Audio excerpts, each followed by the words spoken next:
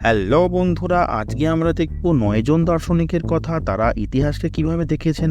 প্রথমে আমরা দেখব ডায়োনিসিয়াসের কথা। তিনি বলছেন ইতিহাস হলো উদাহরণের মাধ্যমে দর্শনের শিক্ষা। অ্যারিস্টটল বলছেন ইতিহাস হলো অপরিবর্তনীয় অতীতের বিবরণ। পলিবায়াস বলছেন ইতিহাস হলো এমন একটি গল্প যা মনে রাখার যোগ্য। ফ্রান্সিস বেকন বলছেন ইতিহাস হলো এমন একটি শৃঙ্খলা যা পুরুষকে জ্ঞানী করে তোলে। রুশো বলছেন ইতিহাস হলো অনেক মিথ্যার থেকে বেছে নেওয়ার শিল্প যা সত্যের সাথে সবথেকে বেশি সাদৃশ্যপূর্ণ। এডমন্ড বার্ক কি বলছেন? তিনি বলছেন ইতিহাস হলো নীতির নয় বিচক্ষণতার শিক্ষক।